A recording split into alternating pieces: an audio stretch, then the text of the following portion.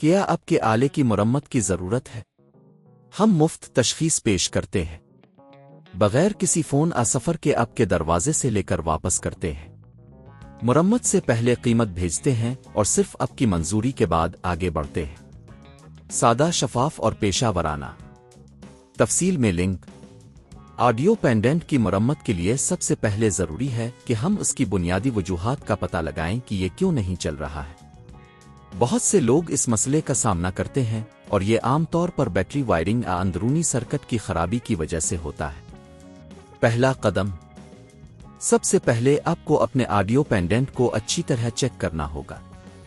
دیکھیں کہ آیا بیٹری صحیح ہے یا نہیں۔ اگر بیٹری کمزور ہو چکی ہے تو اسے تبدیل کریں۔ اگر بیٹری کی حالت ٹھیک ہو تو آگے بڑھیں۔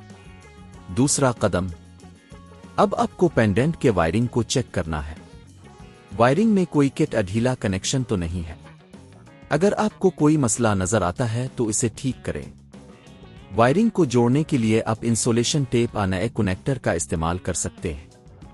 تیسرا قدم، اگر وائرنگ ٹھیک ہے تو اب ہمیں اندرونی سرکٹ کی جانچ کرنی ہے۔ اس کے لیے آپ کو پینڈنٹ کو کھولنے کی ضرورت ہوگی۔ یہ عمل احتیاط سے کریں کیونکہ اندرونی حصے نازک ہوتے ہیں۔ پینڈنٹ کے اندر پی C B printed circuit board کو چیک کریں۔ اگر آپ کو کسی بھی قسم کے جلے ہوئے سرکٹ یا نشانیاں نظر آئیں تو یہ جزو تبدیل کرنے کی ضرورت ہو سکتی ہے۔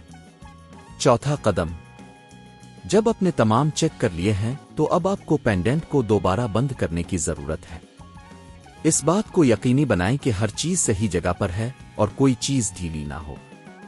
پانچواں قدم، اب آپ کو پینڈنٹ کو دوبارہ چیک کرنا ہوگا کہ آیا یہ چل رہا ہے یا نہیں۔ اگر یہ اب بھی کام نہیں کر رہا تو یہ ممکن ہے کہ آپ کو ایک پیشہ ور ٹیکنیشین سے مشورہ کرنے کی ضرورت ہو۔ گھر پر مرمت کرنے کی قیمت۔